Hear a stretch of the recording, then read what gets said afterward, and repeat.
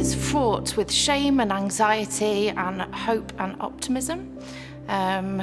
My prayer life, I thought, had to be full of routine and discipline, and I have learnt through my relationships that actually if I have ritual and an openness to connection and wholeheartedness, it removes the shame and makes me more ready to come into that space. I have the language of should as an umbrella over my head, so I should pray in a certain way. I should be more disciplined, I should be more regular, I should do it at a certain time of day. And there's no one in particular that's imposed that should, but it's when I'm picking up, what do I do? How do you do something that is quite difficult to connect with the unseen creator of all of creation, to connect in a way regularly. I've picked up the shoulds, I've picked up the rules instead of the connection. I don't have a regular old-fashioned quiet time. What I do is have a time when I sit down with my planner for the day and I pray as I'm writing out my priorities for the day and my to-do list. I also tend to pray while I'm walking, for example, if I'm going to the shops and so on.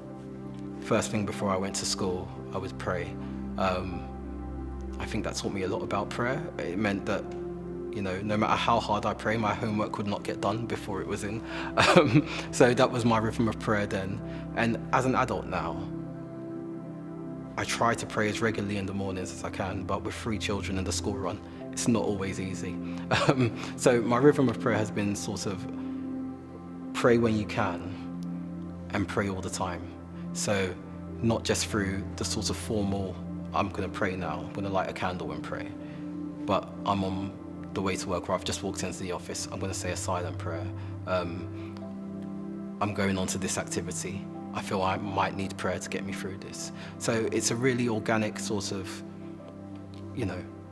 relationship between finding the time and when there isn't time, making the time through my day-to-day activities.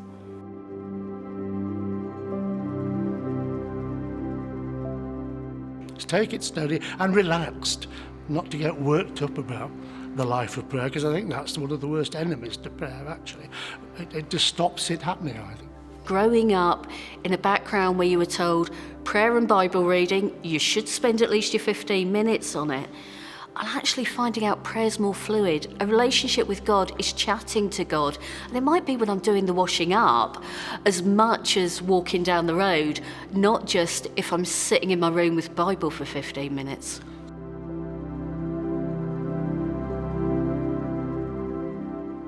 What prayer allows me to do is have that space to hear what God is saying to me. There would be a time every couple of months where Mum and Dad would call us together for prayer, and we'd pray as a family. At the Olympics, they describe the different events as disciplines. Prayer is a discipline, so it's one of those avenues we use for interacting and communicating and listening to God.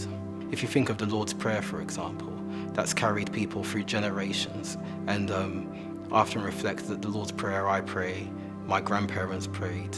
They prayed in Tree in the Ghanaian language, but that was a consistent prayer that we've all prayed together for generations. It's a liturgy to an extent and still has value.